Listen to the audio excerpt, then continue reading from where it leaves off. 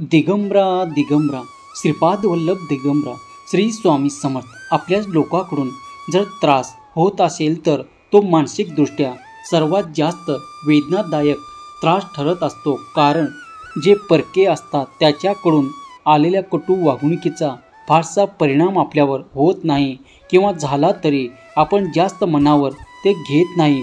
पण जे आपले वाटतात, ज्याच्यावर आपण विश्वास ठेवतो, ज्या लोकांवर आपण मनापासून प्रेम करतो, त्यांनी जर आपल्या मनाला दुखवलं, आपल्याला त्रास दिलं, आपल्या अस्तित्वावर प्रश्नचिन्ह उभे केले तर मनाला अतोनात वेदना होत असतात। यावेळी मन अस्वस्थ होते, नात्याबद्दल संशय निर्माण होतो आणि आत्मविश्वास डळमळीत होतो।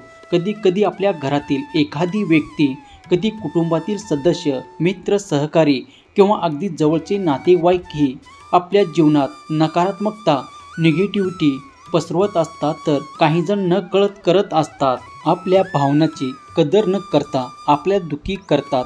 त्याच्या टोमण्यामुळे, चुकीच्या वागणुकीमुळे किंवा अनावश्यक हस्तक्षेपामुळे आपले आयुष्य त्रासदायक नकोसे होऊन जाते। अनेकदा असे लोक आपल्याला कमी लेखतात, आपल्याला मानसिक तणाव देतात आणि सतत आपल्या चुका शोधण्याचा प्रयत्न करतात। अशा वेळी आपल्याला दोन पर्याय असतात। एकतर आपण त्याचा त्रास सहन करत राहायचं आणि दुःखी होत राहायचं, किंवा स्वतःला मानसिकदृष्ट्या इतकं सक्षम बनवायचं कोणताही नकारात्मकतेचा आपल्यावर परिणाम होणार नाही। यातूनच तुम्ही ठरवा तुम्हाला काय करायचे आहे। कारण समोरची व्यक्ती बदलण्याची शक्यता तर अतिशय कमी आहे, पण जर मनाने ठाम असलो, आत्मविश्वासाने भरलेले असलो आणि योग्य तऱ्हेने या समस्यांना सामोरे गेलो तर आपल्याला कोणीही दुःखी करू शकत नाही। ही समस्या सोडवण्यासाठी काही गोष्टी आपण लक्षात ठेवणे खूप गरजेचे आहे। लोकांच्या वागण्याने आपण आपले आनंदावर विरजण नाही टाकायचं। योग्य वेळी योग्य निर्णय घ्या, स्वतःला महत्त्व द्या, नकारात्मक गोष्टीकडे दुर्लक्ष करा आणि सकारात्मक राहा। हे सगळे शस्त्र वापरले तर आपण या कठीण परिस्थितीतून सहज मार्ग काढू शकतो। या समस्येवर उपाय आपण शोधूया। आयुष्य अगदी शांत आणि आनंदी आणि आत्मविश्वासाने भरलेले बनवूया। यासाठी आपण काही खास मुद्दे या संदेशात पाहिले आहेत, त्यामुळे तुम्ही हा संदेश शेवटपर्यंत ऐका। चॅनलवरती नवीन असाल तर चॅनलला सबस्क्राईब करा आणि व्हिडिओला लाईक करून श्री स्वामी समर्थ असे कमेंट करा। स्वतःवर सर्वात प्रथम विश्वास ठेवा। लोक काहीही बोलतं, पण तुम्ही स्वतःच्या कर्तृत्वावर विश्वास ठेवा। जर तुम्ही स्वतःला समजायला लागलात तर लोक याचा फायदा घेतील। प्रत्येक वेळी लोकांचा बोलण्याचा विचार करत बसलात तर आयुष्य अवघड होईल। विश्वासाने जगला तर कोणताही शब्द तुमच्या मनाला दुखवू शकत नाही। तुम्ही काय आहात हे लोकांना समजून घ्यायचे नसते, ते त्याचेच म्हणणे लावून धरतात। म्हणून स्वतःच्या क्षमतावर काम करा आणि आत्मविश्वास वाढवा। लोक काय म्हणतात, काय बोलतात यापेक्षा तुम्ही स्वतःबद्दल काय विचार करता हे जास्त महत्त्वाचे आहे। ज्या गोष्टी तुमच्या हातात नाही त्या बोलण्याचा तुम्ही चुकूनही प्रयत्न करू नका। स्वतःच्या निर्णयावरती तुम्ही ठाम राहा, कारण शेवटी तुमची जबाबदारी तुमची घ्यायची आहे। लोकांचे बोलणे मनाला लावून घेतले तर तुमचीच प्रगती थांबेल। म्हणूनच पहिले स्वतःवर पक्का विश्वास ठेवा आणि शांत राहायला शिका। प्रत्येक वेळी प्रत्युत्तर देण्याची गरज नाही। तुमच्यावर लोक टीका करतील, नावे ठेवतील, पण त्याच्याकडे दुर्लक्ष करायला शिका। काही लोक मुद्दाम तुम्हाला चिडवण्याचा प्रयत्न करत असतात, पण तुम्ही संयम ठेवलात, शांतपणे परिस्थिती हाताळली तर समोरचेही तुमच्याबद्दलचे मत बदलतील आणि नाही बदलले तर तुम्हाला काहीच फरक पडत नाही। शब्दापेक्षा कृती महत्त्वाची। आपल्या कर्तृत्वाने समोरच्याला उत्तर द्या। लोकांना तुम्हाला त्रास देण्यात आनंद वाटतो, त्यामुळे तुम्ही शांत राहिला तर त्याचे प्रयत्न अपयशी ठरतील। एखादी गोष्ट चुकीची असेल तर लगेच प्रतिक्रिया न देता थोडा वेळ थांबा, विचार करायला थोडा वेळ घ्या। संयम ठेवणे म्हणजे दुर्बलता नाही, तर ती एक ताकद आहे। चांगले निर्णय घेताना भावनांवर नियंत्रण ठेवणे आवश्यक आहे. मन शांत ठेवले तर योग्य मार्ग आपोआप आपल्याला दिसत असतो. सहमत असाल तर स्वामी आई मी तुझं बाळ असे टाईप करा आणि हा संदेश आपल्या प्रियजनांना शेअर करा. कारण तुमच्या एका शेअरने कोणाचे तरी हारलेलं मन हे जागृत होत असतं आणि तुम्ही न कळतच पुण्याचे भागीदार बनत असता. स्वतःचे आयुष्य तुम्ही भरभरून जगा. तुम्ही कोणाचेही कितीही केले तरी लोक कधीच समाधानी होणार नाही.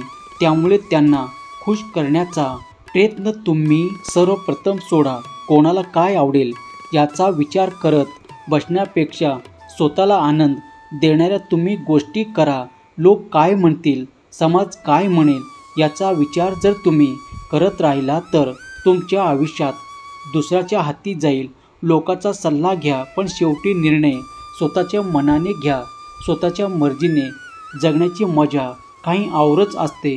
कोणालाही तुमच्या आयुष्यावर नियंत्रण ठेवण्याची संधी तुम्ही देऊ नका. ज्या लोकांना तुमच्याशी नकारात्मक वागायचे आहे त्याच्याकडे दुर्लक्ष करा.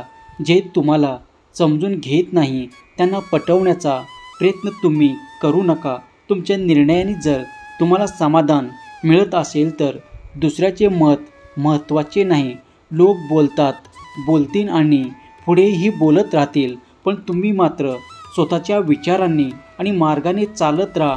आणि जो सत्मार्गाने चालतो प्रयत्नशील असतो त्याला भगवंताची साथ कायमच मिळत असते. सहमत असाल तर गॉड इज ग्रेट टाईप करा आणि हा संदेश तुम्ही शेवटपर्यंत ऐका. मित्रांनो, जास्त अपेक्षा ठेवल्या की मनाला जास्त त्रास, वेदना, दुःख होत असते. म्हणून कोणाकडूनही अपेक्षा ठेवणे सोडा. अगदी तुमच्यासारख्या जवळच्या व्यक्तीकडून सुद्धा अपेक्षा तुम्ही ठेवू नका. एकच व्यक्ती आहे ती तुमच्या सर्व इच्छा, आकांक्षा, स्वप्न पूर्ण करू शकते. ती व्यक्ती म्हणजे दुसरी कोणी नसून तुम्ही स्वतः. कोणाकडूनही सहानुभूती, मदत किंवा चांगल्या वागणुकीची अपेक्षा ठेवू नका. आपल्याच लोकांकडून अपेक्षा ठेवल्या आणि त्या पूर्ण झाल्या नाही तर खूप दुःख होते. जेव्हा तुम्ही कोणाकडूनही काहीच अपेक्षा ठेवत नाही तेव्हा त्याच्या कोणत्याही वागण्याने तुम्हाला काहीच फरक पडत नाही. स्वतःच्या कष्टावर विश्वास ठेवा. दुसरीकडून मदतीची अपेक्षा ठेवू नका. तुम्हाला जे हवे आहे ते स्वतः मिळवण्यासाठी प्रयत्न करा. अपेक्षा कमी केल्या की मनही हलके होते. अपेक्षा आणि वास्तव यात खूप फरक आहे. तो समजून घेतला की आयुष्य हे सोपे होते.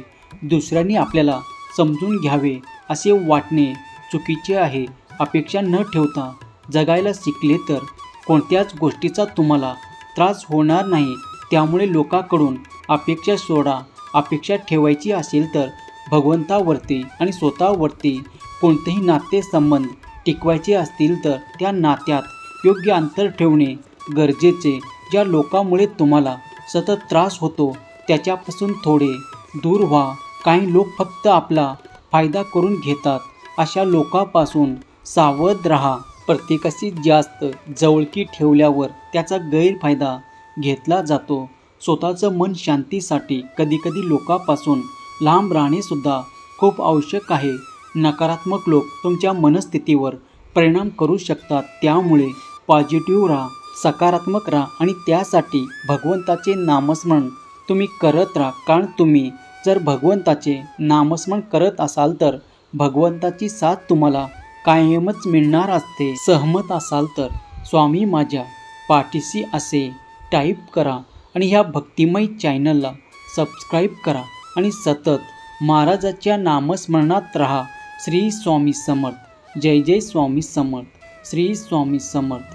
जय जय स्वामी समर्थ. धन्यवाद.